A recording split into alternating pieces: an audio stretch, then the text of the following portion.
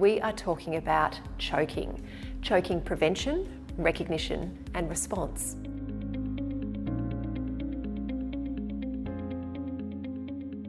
When it comes to prevention of choking, there are 3 key things that we need to do. First of all, we need to be aware of different objects around our house that we need to keep out of reach of children. And here are some common objects that I've actually collected from around my own home. You can certainly see that, there are so many things. It's almost anything in your house that a child can choke on. Everything from lollipops to pieces of Lego. Certainly, sometimes things we don't even think about, like leaves, can actually cause a flap over a child's airway. And certainly things like hair clips, coins, and most importantly, we need to remember to keep button batteries out of reach, because not only are they a choking hazard, but they can also cause terrible burns in children. Now, the other thing that we need to consider when it comes to food is the size of what we chop things up into, particularly grapes and sausages. Now, often when we think of a grape, that is the perfect size to lodge in a child's airway. So please always remember, chop up the grapes. Chopping them in half, it's still that perfect spherical shape to lodge in a child's airway. Please make sure that we're chopping them up into quarters. And if you don't have time to chop them into quarters, just squish them. We just don't want them to be that lovely round shape. When it comes to sausages, often we'll just cut them into these circles thinking they're a nice small bit for a child. But once again, that perfect circle is the right size to lodge in a child's airway. So always chop up your sausages into batons.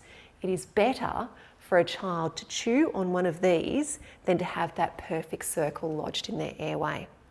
Think about other types of foods as well. Young children shouldn't be eating whole nuts. Popcorn can be quite dangerous to lodge in an airway too. Perfectly fine for older kids, but be really cautious in the younger ones. When it also comes to prevention, what I encourage you to do is get your children to sit down to eat. Children who run around with objects or food in their mouth are more likely to choke. And also, make sure you keep young children in your direct line of sight. It can be really tempting just to nip off and have a quick shower while your child is settled in their high chair. But what's really important is that you remember that choking can be silent. Always keep young children in your line of sight, watching them while they're eating.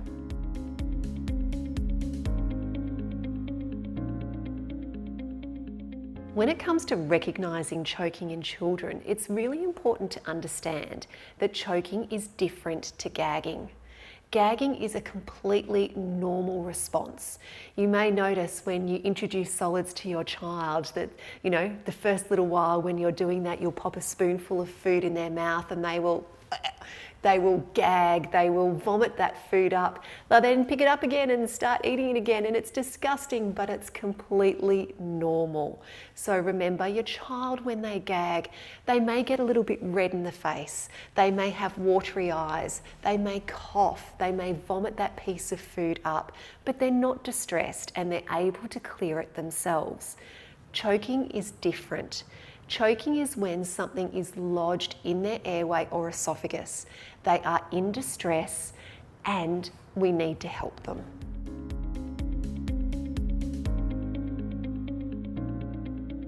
If your child is choking, this is what you're going to do. Firstly, if they are unconscious, you need to go through doctor's ABCD. If your child has what we call a strong, effective cough, that is, they're able to take a big breath in and a big cough out, then what you're going to do is encourage them to keep coughing. Now, you may be tempted to go and stick your fingers in your child's mouth and try and dig out whatever is in there.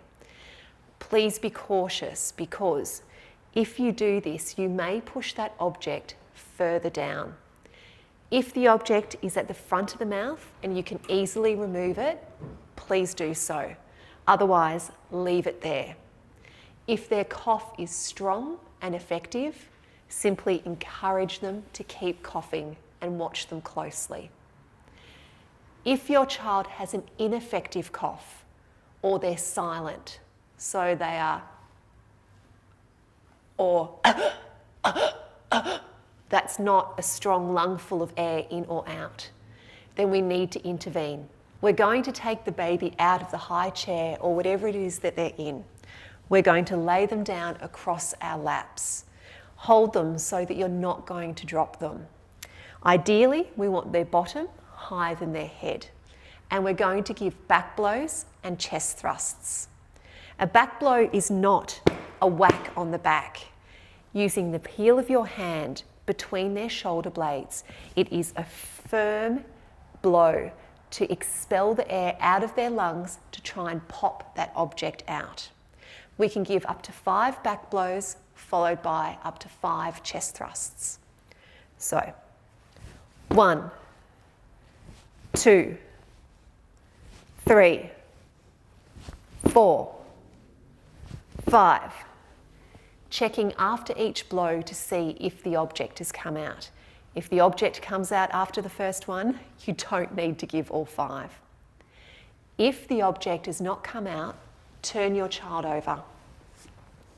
Once again, bottom higher than their head and holding them firmly. We're going to give chest thrusts. 2 fingers for a small baby, heel of your hand for a bigger baby or child. On the centre of their chest, over the hard breastbone. This is not on their tummy. We are not doing the Heimlich manoeuvre in children. We're going to give up to 5 chest thrusts. 1, 2, 3, 4, 5. If that hasn't worked, turn them back over. Go back into your back blows again and continue. 5, 5, 5, 5, until either the object comes out or they become unconscious, where you're going through doctor's A, B, C, D. If after the first 5 back blows that the object has not come out, it is important that you call for an ambulance immediately.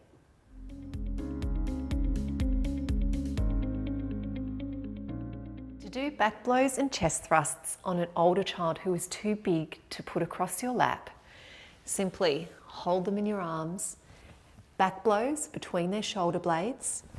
1, 2, 3, 4, 5. And for chest thrusts, simply support them, hand on top of that hard breastbone, remember not over the tummy, and up to 5 chest thrusts. 1, 2, 3, 4, 5.